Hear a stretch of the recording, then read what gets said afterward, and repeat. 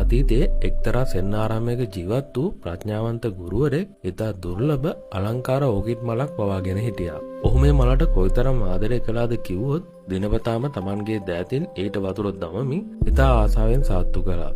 දවසක් මේ සෙන් ගුරුවරයාට දින කිහිපයකට ආරාමයෙන් බැහැරව දුර ගමනක් යන්න සිද්ධ වුණා. යන්න කලින් ඔහු Tamanගේ විශ්වාසවන්තම ගෝලයාට කතා කරලා මම එනකල් මගේ ඕකිඩ් මලට හොඳින් සාත්තු කරන්න කියලා බාර දුන්නා. ගෝලයාත් ගුරුවරයාගේ කීම අසා බොහොම පරිස්සමෙන් මේ මල බලාගත්තා. ඒත් දවසක් ආරාමය පිරිසුදු කරමින් සිටින විට ගෝලයාගේ අත වැරදීමකින් වැදිලා මේ අගනා ඕකිඩ් මල් පෝච්චිය බිමට වැටිලා කුඩුපට්ටම් වෙලා ගියා. ඕකිඩ් පැලයත් සම්පූර්ණයෙන්ම කැඩිලා විනාශ වුණා. ගෝලයාට ඇති වුණේ පුදුමාකාර බියක්. ගුරුතුමා මේ මලට පණ වගේ ආදරෙයි. මේක දැක්කම එතුමාට ගොඩක් කේන්ති ආවේ. මට ලොකු දඬුවමක් දෙවි කියලා ඔහු බියෙන් වෙවුලමින් බලාගෙන හිටියා. දින කිහිපයකට පස්සේ සෙන් ගුරුවරයා ආරාමයට ආවා.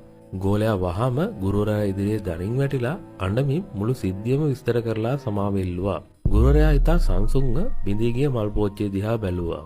ඉන්පසු කිසිදු තරහක් නොගෙන ගෝලයාව අතින් අල්ලලා නැගිට්ටුවා. ඔහු ඉතා ආදරෙන් මෙහෙම කිව්වා.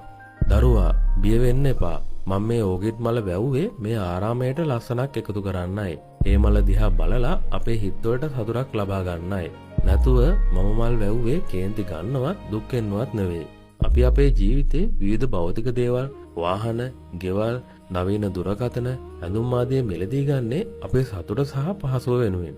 ඒත් බොහෝ වෙලාවට ඒ දේවල් වලට පොඩි හෝ හානියක් වුණාම අපි අපේ සතුට සම්පූර්ණයෙන්ම නැති කරගන්නවා.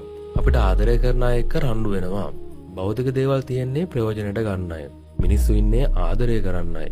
කිසිම දවසක වෙනස් වෙන විනාශ වෙන භෞතික දේවල් වෙනුවෙන් ඔබේ සිතේ සැනසීමවත් මනුස්සකමවත් නැති